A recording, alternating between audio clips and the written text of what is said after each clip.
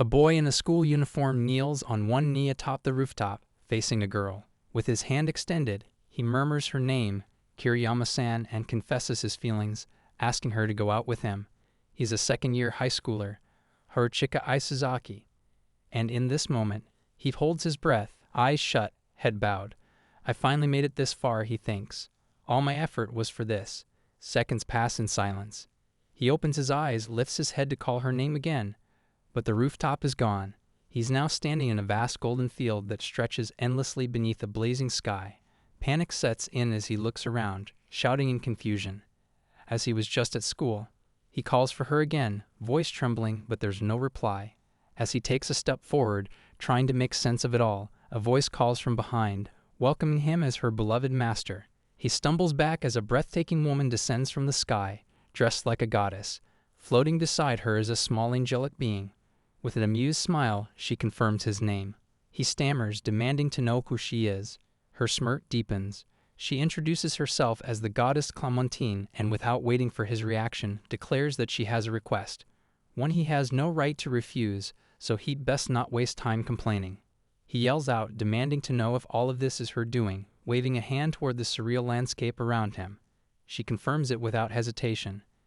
His frustration boils over as he accuses her directly, furious that she interrupted his confession. With an elegant gesture, she calmly replies that she's the one who summoned him here.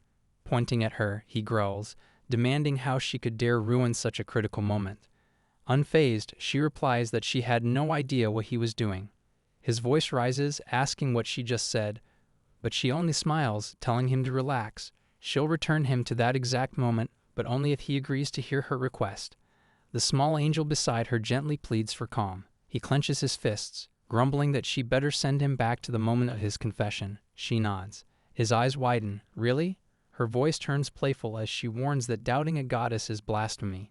He scratches his nose, muttering under his breath, asking what exactly she wants from him. Her answer comes like thunder. Save the world. He recoils, shouting at her over the top tone. Glancing at the angel, she clarifies that it's not like she's asking him to defeat the Demon King or anything. That guy was already taken care of last week. His brain freezes. Last week? She nods, adding that the Demon King will be revived in 30 years. He nearly chokes. He's going to be revived? She casually confirms it, saying the next generation will handle him as scheduled. The angel quickly chimes in, correcting her. It's not a schedule, it's destiny. She laughs it off with a flippant apology, then grows serious. Just before dying, the Demon King cast one final curse. A truly absurd one. He mutters that the curse sounds like a problem she brought upon herself. She sighs, admitting it's just something the Demon King did to annoy her. Troublesome, really. The angel gently adds that after being revived and defeated hundreds of times, the Demon King has grown spiteful. Still confused, he demands what any of this has to do with him. The goddess's expression lights up with mischievous interest. That, she says, is where it gets interesting. The curse has stolen the feeling of love from 7 women, those who were destined to become the mothers of the future heroes. He repeats the phrase, baffled. Feeling of love? Her voice sharpens as she accuses him of mocking her.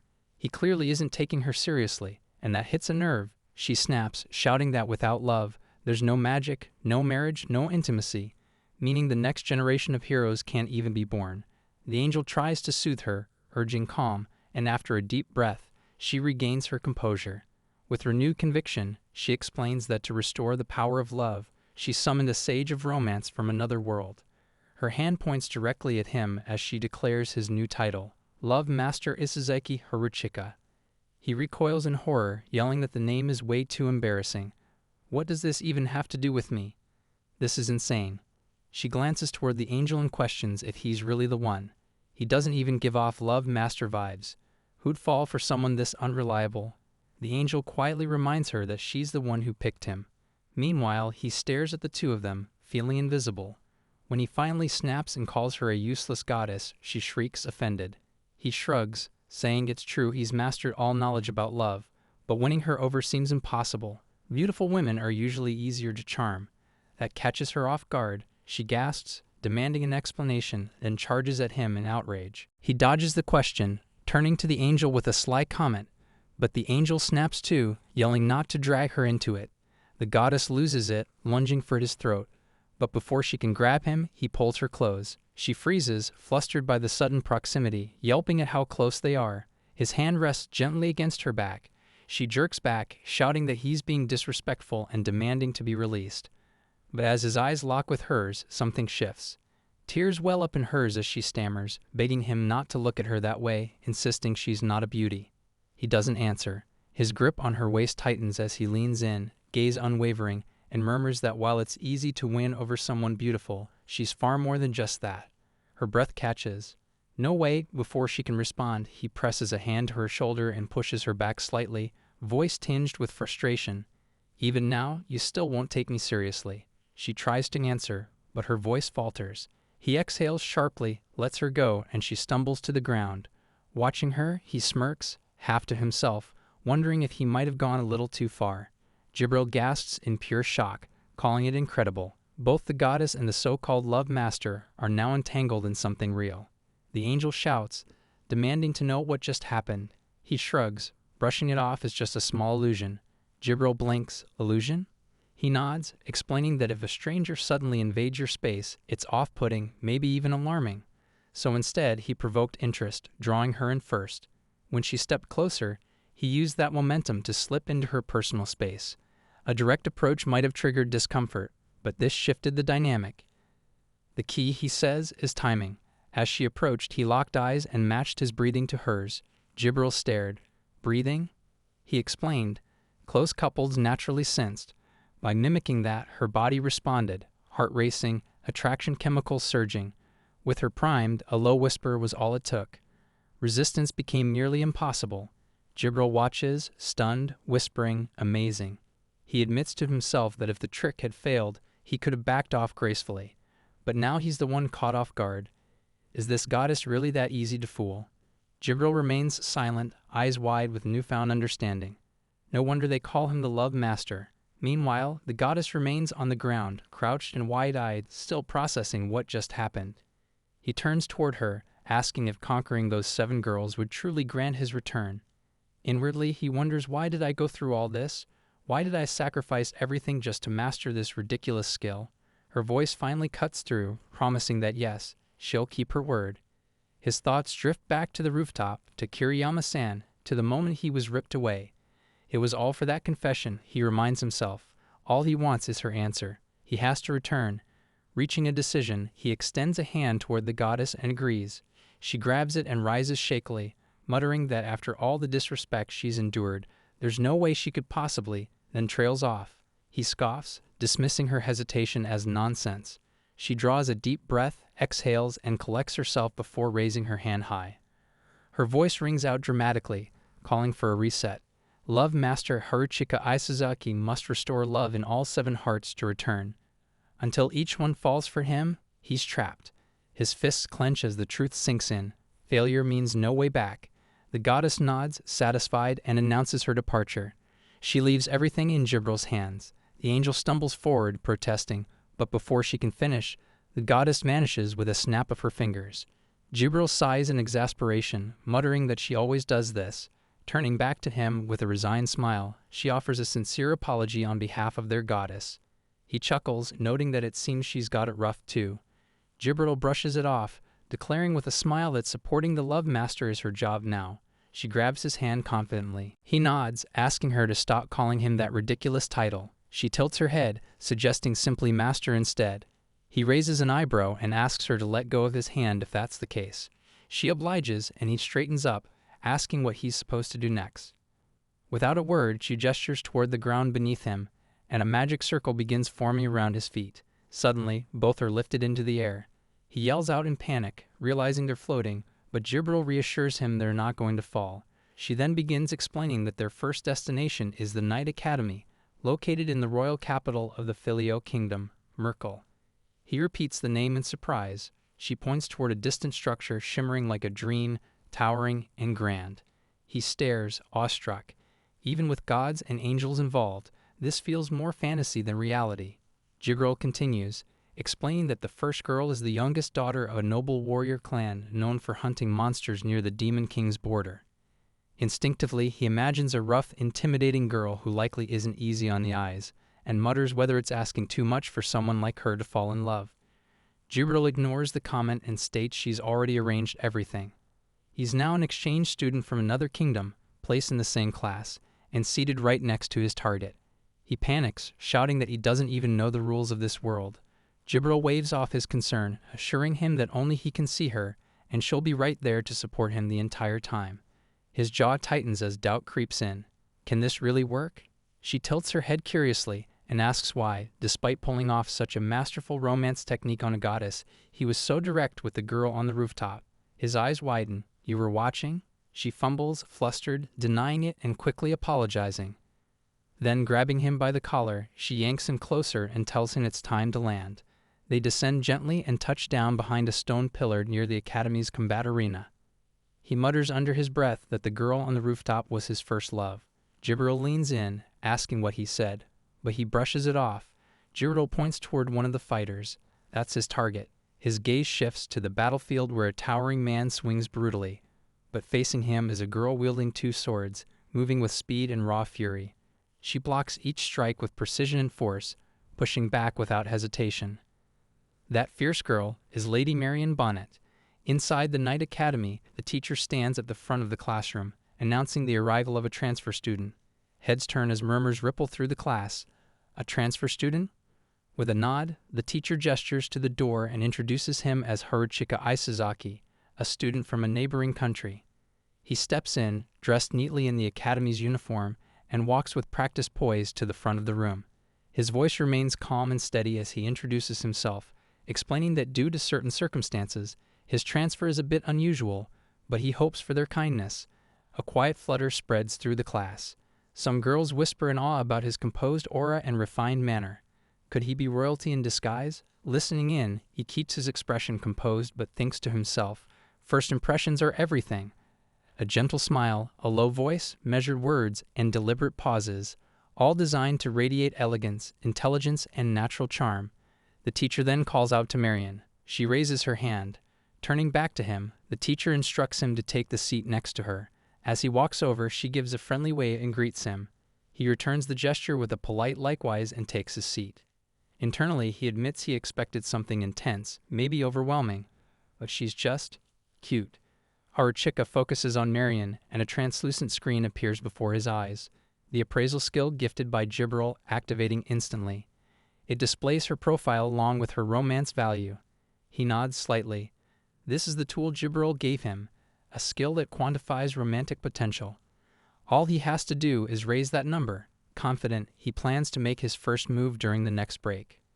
As the lecture ends and the teacher dismisses the class, Haruchika immediately turns to Marion and starts a conversation. His eyes catch the weapon at her side, his way in.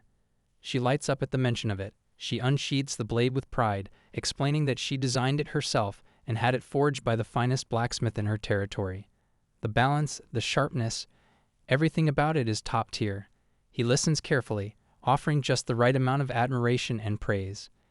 It's a textbook approach, hitting all the right cues, but when he glances back at the appraisal screen, the number remains stubbornly at 0. Something isn't working. He nods in admiration, clearly impressed by her taste in weaponry. Locking eyes with her, he follows up with a compliment on her strength, pairing charm with precision. Marion responds with pride, her expression glowing with confidence. She playfully insists on a first-name basis, signaling a quick familiarity. Haruchika mirrors the gesture, certain he's gained a foothold. Internally, he reviews the exchange, highlighting her strengths, asking about what she's passionate about, affirming her skills. It's a formula he's used countless times, the foundation of emotional connection. Praise, affirmation, subtle admiration. It's basic psychology. As if on cue, Jibril floats nearby, whispering praise for the flawless execution, reaffirming his reputation as a romance expert. But the moment he checks the appraisal screen, his confidence falters. The romance value remains locked at 0. His expression twitches. That should have worked. It always works. This interaction was textbook, timed perfectly, emotionally tuned, flawlessly delivered. Still nothing. Frustration boils over as he throws up his hands. Jibril tries to calm him, gently reminding him it's only the first day, but the reassurance only irritates him further. He cuts her off sharply, his tone cold and dismissive. The doubt creeps in. Maybe the system's broken, or worse, Marion is. Jibril hovers close, uncertain, admitting the reaction, or lack of it, is unusual. It's never happened before. Haruchika rises abruptly, anger flickering in his eyes. Her concern goes ignored as he walks off, brushing past her quiet questions. If the mechanics of the appraisal don't even apply here, then logic won't help. He needs a new angle, a control test. Scanning the corridor, he picks another girl at random. He stares long enough to draw attention. Whispers stir. One girl calls him creepy, the other snaps at him. The reaction is sharp, but predictable. The next morning, as Haruchika strolls down the corridor, several girls wave from a window, giggling and calling his name. Their eyes shine with affection. He grins, checking their affection values, each one maxed at 100. As expected. The only exception is Marion. Since yesterday, he's tested every encounter, every interaction. The girls respond predictably. Unguarded, eager, easy to sway. But Marion remains unchanged. She takes the seat beside him in class, casually noting his popularity. He offers a warm smile, lowering his voice as he makes a calculated move to draw her in. She laughs, amused, and casually remarks on the insincerity of his smile. His smirk slips. No reaction, no shift. Nothing gets through. He grits his teeth. Every attempt to unbalance her has failed. He needs a weakness, some crack in her armor, to regain control. Later, outside the training arena, Haruchika stands alone, watching Marion in motion. Her blades move with ruthless precision, her concentration unwavering. He studies her form, the fluidity of her strikes, the sheer intensity behind each movement. The question lingers in his mind, how is he supposed to deal with someone like her? There's no clear answer, but one thing is certain, he has to find one. Marion's voice snaps him out of his thoughts, cutting through the air with practiced authority. She's noticed his distraction and reminds him, this isn't a place to lose focus. He blinks, grounding himself again, and shifts his gaze to the other students nearby. All of them move with similar precision and discipline. It's overwhelming. Even if he can't keep up with Marion, it's clear that everyone else is far from average. Tightening his grip on the wooden sword, he braces himself. For now, he can only observe and learn, mimic what he sees and absorb what he can. But just as he begins to adjust his stance, Marion steps in with a quick critique. Her assessment of his form is blunt, and she doesn't hold back. He tries to defend himself, but before he can finish the thought, her blade is already at his chin. She's close, smirking with amusement, completely unbothered by the tension. He stands frozen. He hadn't seen her move, hadn't even sensed the shift in distance. For someone who'd reshaped his entire body to be more attractive and athletic, the realization stings. Marion exists on a different level entirely. She tilts her head, curious, her tone laced with suspicion. She knows there's more to him than what he's shown. No one transfers into a school like this without some kind of edge. Before he can respond, a change ripples through the air. Haruchika turns, instinctively sensing a shift, and freezes. Several boys lie scattered across the training ground, groaning in pain. But it wasn't Marion who defeated them. It is someone else. 5 opponents, 1 victor. The outcome is undeniable. Haruchika stares, disbelief settling in. That level of dominance isn't normal. Marion offers a calm explanation. It was the only way the fight could be considered fair. The one responsible is Dean McAllister, acknowledged as the strongest in the night class. Dean stands tall at the center of the arena, calm and intimidating. Opposite him is a younger boy, sword raised with shaky determination. The boy lunges forward, but Dean sidesteps with ease. Frustrated, the boy yells, "Dan it," and charges again, only to be met with a swift, brutal punch to the gut. The boy collapses, unconscious. Dean stares down at him and scoffs. Is that all?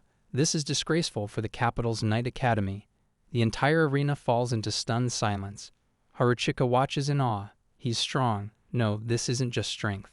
He's on a whole different level. Dean's gaze shifts toward him and Marion, and he strides over, his presence heady. Fixing his eyes on her, he speaks with smug certainty. Isn't it about time you accepted your fate, Marion? Someone at my standing is willing to marry a woman with a dark past like you. You should be grateful. Marion's response is swift and cutting. She makes it clear she never wanted any part of the engagement. If Dean wants a compliant bride, he can look elsewhere. He smirks and walks off without a word. Haruchika stands frozen, the phrase take as a wife echoing in his head. Marion confirms it. Dean is technically her fiancé. Her gaze stays fixed on the ground as she explains. In her family, strength decides everything. Dean's power sealed the arrangement before she had a say. All that remains is a formal duel. If he wins, it's final. But she doesn't want marriage, she wants to be a knight. So she's stalled, refusing to fight, even knowing how it will likely end. Haruchika stares at her stunned. If even Marion can't win, what kind of monster is Dean? At that, her expression darkens, lips tightening in silent frustration. The temperature drops. Her romance value begins plummeting into the negatives. She erupts at him, furious. His eyes flick to the screen in disbelief. It's dropping. It's actually in the negative? I see how it is. The next morning she stomps into class and takes her seat beside him. But not a single glance comes his way. He offers a quiet good morning, but she ignores it completely. Not a word, not a nod. Jibril watches the screen in panic, shouting, "What are we gonna do? It's falling fast. It's in the negative." He glares at her. "Shut up, Jibril. What do you think happens after everything that went down yesterday?" In the memory, Marion's fury had ignited the moment Haruchika coldly implied that refusing to fight was no different from forfeiting. When she protested, he pressed harder, suggesting she just lose and accept the life her family planned. Marriage, children, a quiet future.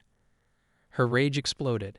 Grabbing his collar, she shouted that she'd rather die than live a life that repulsive. That word, disgusting, echoes in his mind. With no romantic feeling toward him, her reaction makes sense. Pure rejection. Now in class, she sits beside him in silence, her anger radiating. Her romance value has dropped to -50. He clenches his jaw. Another 10 points lost overnight. She's stewed in it, and it shows. Jibril whispers her concern, but Haruchika stays composed. It's fine. This is just a setback. Love doesn't grow slowly, it strikes all at once. He just needs to find the right spark. She's so furious that her affection plummets to -99, an emotional crater deep enough to freeze the room. She shoots him a glare and orders him to stop looking in her direction. Calmly he denies it, accusing her of being paranoid. Her fury sharpens, she snaps and calls him garbage. He shrugs, amused, wondering aloud if this is truly the lowest love level possible. Off to the side, Jibril yells in alarm, warning that this isn't just dislike anymore, it's bordering on homicidal rage. He stiffens, knowing there's no going back now. All that remains is the right moment. When she questions him, he assures her the preparations are complete. Just then, the classroom door swings open, and McAllister enters. With his arrival, the stage is set. He marches up the steps and suddenly shouts, pointing him out. He strides to a desk and slams an envelope in front of them, prompting Marion to gasp and demand an explanation. The contents reveal a formal duel challenge. As everyone reels, he calmly explains that her family only approves of the strongest suitor, and he doesn't believe that includes McAllister. Marion immediately spins toward him in outrage, yelling that it's none of his business and branding him a nuisance. McAllister scowls, accusing him of having feelings for Marion. He mocks the idea, calling her a mountain monkey, but insists he won't let someone else claim superiority over him. The other retorts that he never asked for permission in the first place. With a sneer, McAllister declares the match will take place in 7 days. Any time, any place, and promises to crush him. Marion is livid, spinning toward him and demanding to know if this is his idea of harassment. Her love level hits -100. He flinches, realizing he's pushed it even further. She tries to remind him that she's already refused the proposal, but he tells her the situation keeps dragging on. He's stepping in to settle it for her. Slamming her hand on the desk, she shouts at the absurdity of his reasoning. He calmly responds that if he wins, she won't have to marry anyone. She shoots back that there's no way he'll win. He adds that even if he loses, she still holds the power to refuse. Furious, she lunges forward, grabbing him by the collar and screaming that he has no right to speak so carelessly. Classmates stare. He meets her gaze and asks, if she's so upset, then why not train him for the next 7 days? She hesitates, but the scene jumps to an outdoor arena where they stand under the morning sun. She snaps at him to shut up or die. He collapses onto the ground, reminding her that forfeiting or fleeing will count as a loss. She levels her sword at him, voice cold, she'll kill him herself if he fails. He begs her to go easy. On the second day, while he's training, she catches him slacking and screams at him to get up. He drops, and she shouts again, demanding why he's resting if he claims he's going to win. Her affection remains at -100. He internally notes that such a score leaves no room for kindness, but that's fine. He didn't get through years of being hated in middle school for nothing. Jibril, watching, comments that it's a pitiful thought. He shoots her a glance and warns her not to read his mind. Marion, relentless, yells again, saying their only shot is to catch McAllister off guard with the first strike. Speed is everything. He locks that advice into his mind, knowing he'll need every edge. There's no cheat to guarantee victory here. He murmurs that fact to Jibril, who confirms there's no shortcut. He shrugs. It doesn't matter. Winning isn't the real objective. Jibril asks what he means, but Marion interrupts again, shouting for him to stop resting and get back to training. The days pass. 3rd, 4th, 5th, 6th. Every day is a blur of repetition, pain, and focused preparation. At the Bonnet family mansion, she finishes a shower and sinks into the tub, nerves simmering. If she loses, there will be no explaining things to her father. But even with brutal training, she's surprised. He's shown more resolve than expected. She rests by the window, watching the sky, wondering how it'll all unfold. On the day of the match, the arena is filled with murmurs and excitement. It's the first time since McAllister's last bout. As the crowd buzzes, she steps forward, calling the match a ridiculous farce but agreeing to see it through. He stands opposite her and Marion, quiet but focused. Marion thanks her with dry sarcasm. He reminds himself that victory isn't essential, but giving it his all is. The referee announces that the arena's enchantment will prevent fatal injuries. The match will end when a lethal blow is landed. Both nod. As the call begins, he breathes deeply and surges forward, sword in hand. McAllister, caught off guard by his unexpected aggression, reacts too slowly. He manages to land a shallow strike across the abdomen. McAllister grits his teeth and snaps, enraged, calling him an insect. With a roar, he charges and lands a brutal punch to the stomach, launching him backward. Blood sprays from his mouth as he crashes to the ground. McAllister scoffs, stating he was going to end it with one move, but now he'll enjoy dragging it out. He pushes himself up with his sword, telling himself to stay conscious and smile. He forces a grin. McAllister roars and lunges again, sword raised, swinging violently. He dodges, barely keeping up. His internal thoughts are clear. This fight isn't about overpowering. It's about provoking. Winning or losing is irrelevant. The goal is to make Marion feel again. He yells in defiance, drawing more fury from McAllister. Blows rain down on him. He's hit hard, flung again, coughing blood, but still he rises. Marion watches, her heart twisting. McAllister scoffs that there's no hope of winning, especially for someone fighting over a girl like her. He screams back that it's not about that. He realizes that this isn't about affection. It's about proving something deeper. McAllister's attacks grow more vicious. One punch slams into his face, drawing gasps from the crowd. Students whisper that he might actually die. Marion mutters, wondering why he's pushing himself this far. Struggling to stand, he thinks that even in hopeless fights, people instinctively root for the one who keeps standing. Marion, too, isn't immune to this human psychology. Her sadness deepens. He believes the moment she supports him, even once, he'll have already won. Then it happens, she screams his name. In that moment, he knows the contradiction between her feelings and her actions has reached its peak. Something snaps, and her affection flips from hatred to full-blown love. The score jumps from -100 to a perfect 100. McAllister is momentarily distracted, caught off guard by her emotional outburst. He seizes the moment. With one final push, he rushes in, closing the distance, and slams his sword into McAllister's head. The blow sends him crashing to the ground. The referee's voice rings out, declaring the winner. But he can't even celebrate. His body gives out and he collapses. Marion sprints to him, tears rising. He thinks again. Victory was never the true goal. The second she called his name, McAllister had already lost. She rushes forward and drops beside him, falling so suddenly that she lands completely over him, shielding his crumpled form. Jibril cries out, asking what just happened. How did the love level shoot to 100? Beneath Marion, he chuckles quietly, thinking about the strategy he used, the Franklin effect. Jibril asks what that is. He explains it's named after the method employed by the American politician Franklin to convert enemies into allies. Human emotions and actions must align. When someone performs a contradictory act, like supporting someone they hate, their mind will resolve that contradiction by altering the emotion itself. That's what happened here. By pushing her feelings so far into the negative, the backlash was explosive. It was a gamble, but it paid off. Jibril calls him amazing, and he simply nods, asking, how else did she think he was? Finally, Marion lifts her head. She's crying now, calling his name softly. Sitting back, she wipes her face. He tells her it's nothing, rushing it off, but she smiles and thanks him anyway. He responds again, it wasn't something to be thanked for. Then, without warning, she surges forward and kisses him. The arena gasps. When she pulls away, she declares that it was her first kiss, and she gave it to him. He blurts out that it was his first too. She grins and teases, calling him her partner. He asks if that's a problem, and she shakes her head, hugging him tightly and saying that having her husband as her first kiss is the best. His mind races. Husband? She quickly corrects herself, claiming she misspoke, but then admits she's fallen so hard for him that he must now take responsibility. Winning over her family won't be easy, so he has no choice. He must become even stronger than she is. Hearing all this, he stares blankly, realization sinking in. He's gone too far. This is bad. He overdid it. The next day, as they walk through the school corridor, he carries her in his arms, cupping her gently, her weight light but the pressure on his nerves heavy. He's visibly flustered, every step uncertain, while she beams with uncontained excitement. Jibril trails beside them, reminding him that not only did he win the duel, but Marion's affection has now reached its peak. Still, he isn't listening. His mind is somewhere else entirely. When Marion runs her fingers along his neck, he tenses up.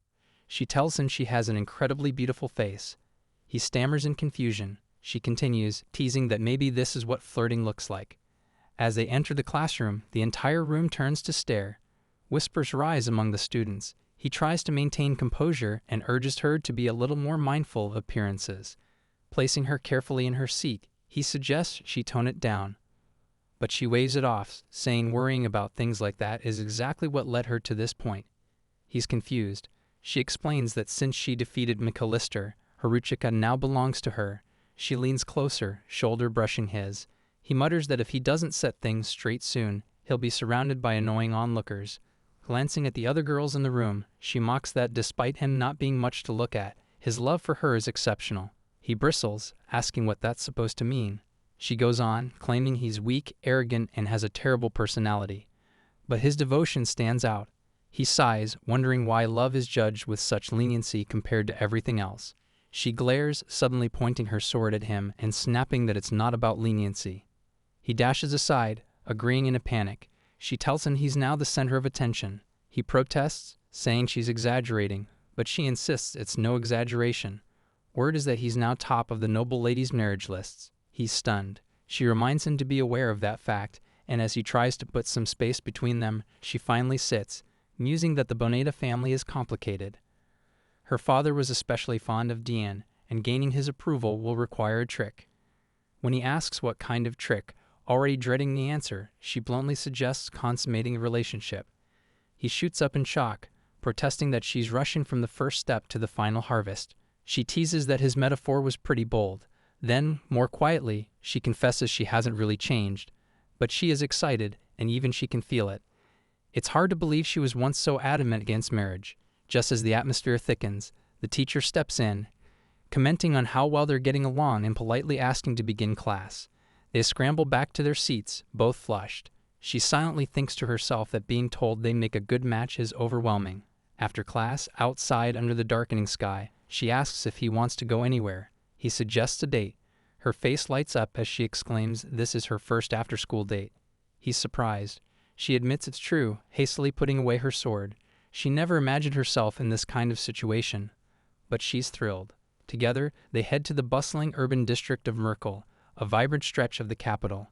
Marion's enthusiasm bubbles over as they visit different market stalls, sampling all sorts of street food. Sometimes they love it, sometimes not, and once she even chokes from eating too fast, laughing it off as he scolds her gently. They share laughter, warm moments, and subtle glances that say more than words. Eventually, they find themselves standing on a bridge overlooking the shimmering city below. He remarks on the breathtaking view, and she agrees, saying it's been a wonderful day. He smiles and hands her a necklace, the same one she had admired earlier. Her eyes go wide in surprise. He explains that it looked like she really wanted it. Overwhelmed, she throws her arms around him and tells him to put it on her. Flustered, he fumbles with the clasp as she hugs him tightly. He manages to slip it over her neck. She playfully shoves his shoulder, calling him clumsy. He mutters that he's just not used to this kind of thing. She watches him for a moment and softly says that despite everything, she's genuinely happy later. He walks her back to her home. Just before stepping inside, she waves and says goodbye with a radiant smile.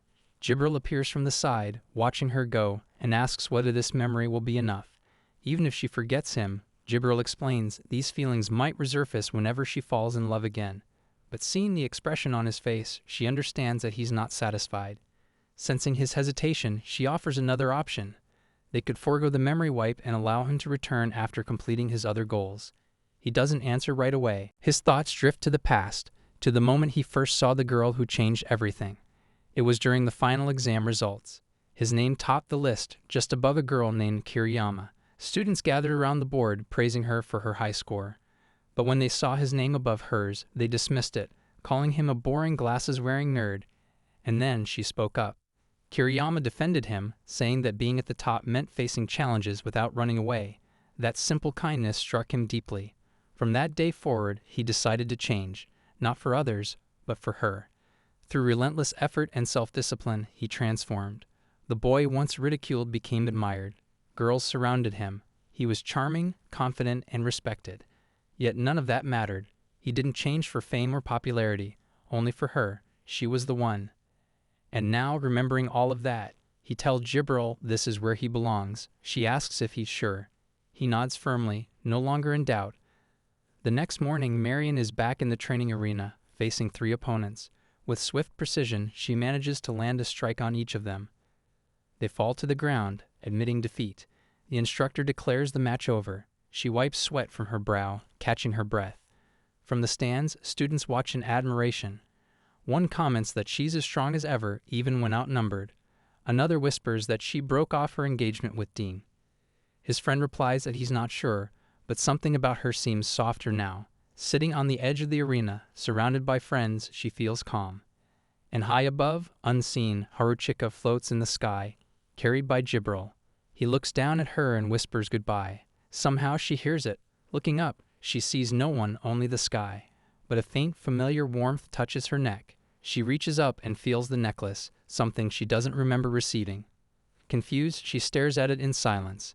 High in the clouds, Jibril floats beside him, upside down, and says it's time to meet the next girl. Their next destination is the port city of Kurtbers, the 3rd largest city in the country. Waiting there is a new challenge, an Adventurers Guild receptionist named Lily Fufnersa. Haruchika sighs, wondering what kind of person she'll be. And then, with a flash of light, they vanish into the sky. At the southern port town of Kartaberg, Jibril briefs him on the next target, a beastman receptionist named Lily, stationed at the local Adventurers Guild. Curious, he asks how beastmen are treated in this world, and imagines a wild, feral creature with sharp teeth and claws. Jibril corrects him, saying that beastmen face prejudice not unlike racial discrimination in his own world. Originating from the northern mountain regions, they're uncommon in a port town like Kartaberg. When he hears that Lily is rare, he becomes interested. Jibril explains that her excellence caught the attention of the guild master, who personally appointed her.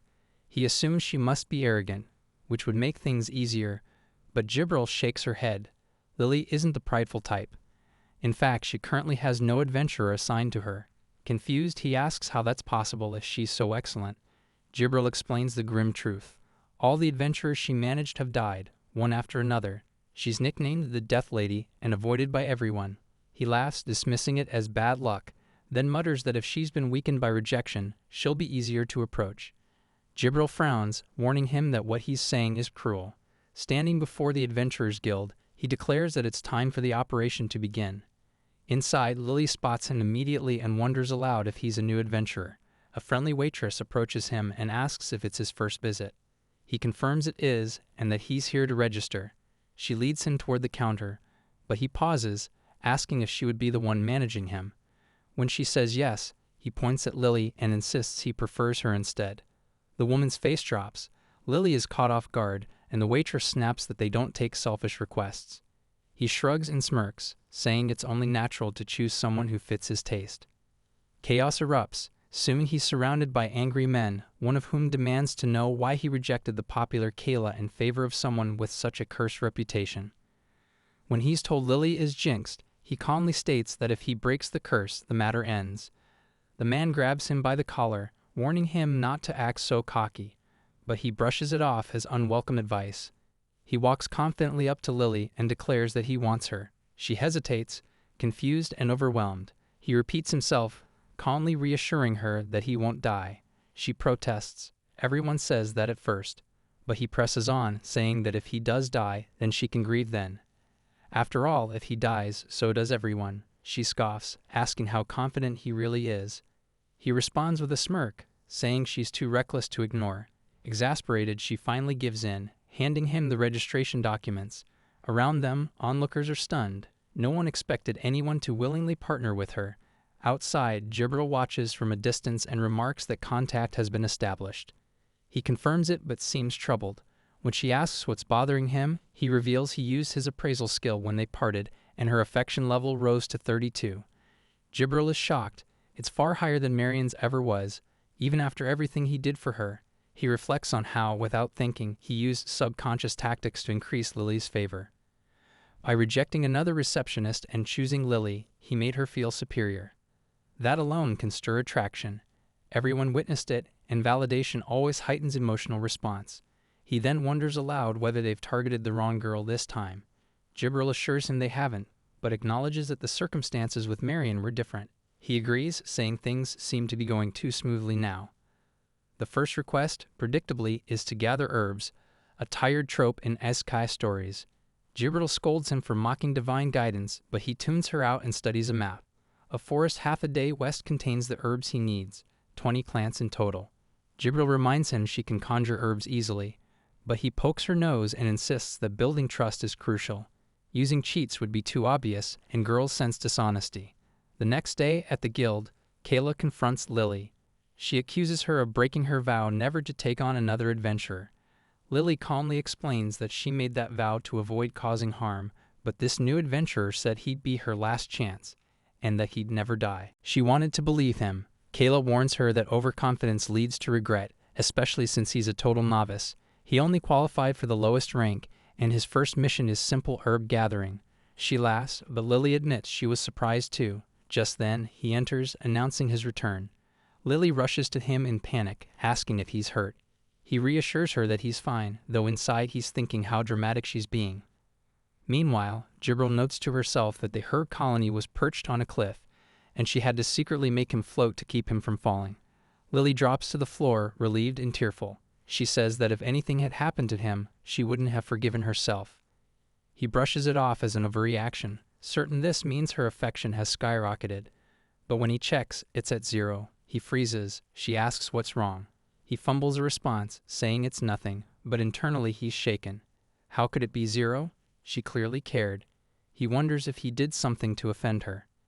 He bends down, lowering his voice, and tells her he wants to discuss something privately. She suggests they talk somewhere alone. He gently holds her hand and invites her to dinner. While they're at it, he asks for a restaurant recommendation.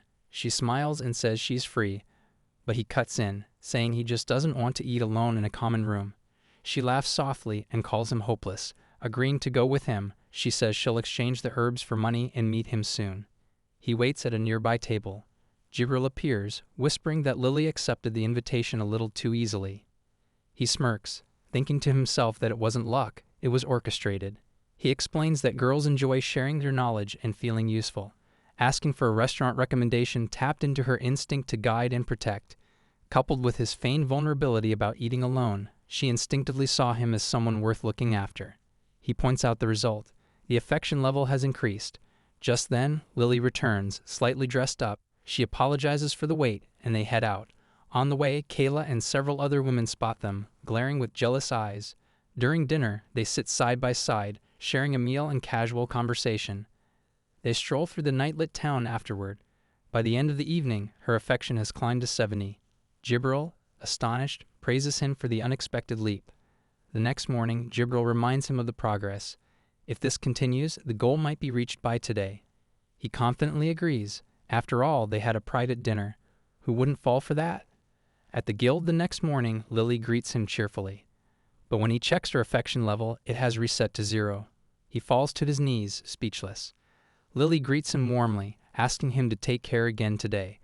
But as he watches her, his thoughts spiral. Just yesterday, her affection level had soared past 70. How had it fallen back to 0 overnight? While she explains their destination, a beginner dungeon already cleared but now used for routine extermination. His mind drifts to analyzing the situation. The affection rate had plateaued around 70 during their time together, but once they parted, it plummeted. Could it be that separation causes her affection to decay? Before he can focus, she notices his distracted expression and gives a resigned smile, muttering that maybe what she says isn't worth listening to. He snaps to attention, hurriedly denying it and repeating her explanation, trying to cover his lapse. She seems relieved and continues, warning that even low-level dungeons can be dangerous if underestimated. He mutters that she sounds like a true warrior. She quickly refutes that, insisting she's not one. She grabs his hand and pleads. It's fine to fail or even run away, as long as he comes back alive. He chuckles awkwardly, saying it's not very encouraging coming from a guild staff member. But she grows serious and insists she means it. Touched, he places a hand on her shoulder, promising to return properly and asking her to see him off with a smile. She nods and wishes him safety. Later, en route to the dungeon, Jibril floats beside him. She brings up the differences between how love manifests in individuals. He agrees, noting that despite both being targets, Marion and Lily are completely different. Marion's affection stayed stubbornly low until a sharp reversal, while Lily's rises easily but collapses when left alone. Jibril asks if the same method might work on Marion, and he scoffs, calling her an idiot. He explains Marion's strong-willed nature means she only responds to actions that clash with her emotions, not pity or proximity. Lily, on the other hand, would never hate him enough to drop to -100 unless he did something horrific. For now, his plan is to keep spending time with Lily. There's no shortcut. Her nickname, Death Lady, and her desperation make her an interesting case. Jibril shifts the topic back to exterminating goblins. He groans, saying he would rather avoid it. Not because they're strong, but because, as someone raised in modern Japan, the idea of killing, even fantasy monsters that resemble humans, is disturbing. Jibril points out that many reincarnated heroes don't seem to mind. He sighs, replying that those guys are just broken inside. They finally arrive at the dungeon entrance. A large warning banner hangs over the gate. Danger to life beyond this point. Entry forbidden except by guild authorization. As they descend the stairs, Jibril confirms that only goblins are supposed to appear on the first basement floor, and that the two of them will sweep it clean. The dungeon is brighter than expected, thanks to magical lighting Jibril set up earlier. As they move forward, a strange noise echoes down the corridor. He draws his sword, tense. But as they reach the corridor's end, nothing is there. He brushes it off and pushes ahead, walking recklessly. Jibril shouts a warning, seeing where he's about to step. But it's too late. His foot lands just at the edge of a deep pit.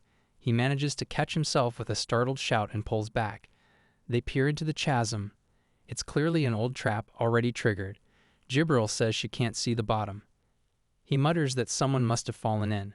Then she alerts him, 2 goblins spotted straight ahead. He squints but can't see them. She smirks, saying her angelic senses give her superior vision. He grumbles that being an angel doesn't justify cheating. Steeling himself, he grips his sword and charges forward, slashing both goblins down in one fluid motion. Jibril praises him, but he feels uneasy. The action was too easy, and something doesn't sit right. Then they hear footsteps, multiple sets, from both directions. Jibril says someone's approaching from the front and behind. He remarks that she didn't see them. She replies that her angelic hearing caught it. He teases her, calling it devilish rather than angelic. The sound of footsteps grows louder. People in hoods with swords emerge from both ends of the corridor. He yells, asking who they are, but they don't respond. They charge without hesitation. Suddenly, his mind flashes back to Marion's brutal training. He remembers lying exhausted on the ground while she insulted him, saying he was a coward with no real combat sense, barely better than a child. If he wanted to stay alive, she had warned him, he'd have to stop being scared. Now standing between 2 charging groups of armed attackers, he clenches his fists, repeating her words. With renewed resolve, he dives into combat. Despite being clearly outnumbered, he blocks, dodges, and counters with everything he has. But their intent is lethal. He realizes this isn't just a brawl. They're trying to kill him. Compared to Marion and McAllister, though, they don't feel overwhelming. Even so, 6 opponents put him at a disadvantage. He wonders what their goal is. Just as Jibril prepares to teleport them away, he whispers something into her ear, then sprints toward the group on the left. He punches one assailant, parries another's sword, but he can't avoid all of them. A blade slashes across his back. Still, he doesn't stop, he runs. Behind him, one of the attackers yells, furious, ordering the others to chase. But Haruchiki is already leaping. His goal isn't to fight but to escape. He dives into the very pit trap he nearly fell into earlier. The attackers freeze, stunned. They shout that he's a fool, that it's over for him. But unbeknownst to them, Jibril activates the teleportation spell mid-fall. In a flash, he vanishes. Moments later, he awakens in his inn room. Blinking, he sits up and groans. Jibril confirms they're back at Carterburg. He sighs in relief. They made it. But he shakes his head, saying that at this rate he won't survive long. Jibril questions why he waited until the fall to teleport. Wouldn't it have been safer to do it earlier? He grins and says, they need to think I'm dead. Then his voice lowers, because he saw it, a way to make Lily fall for him. Here I am.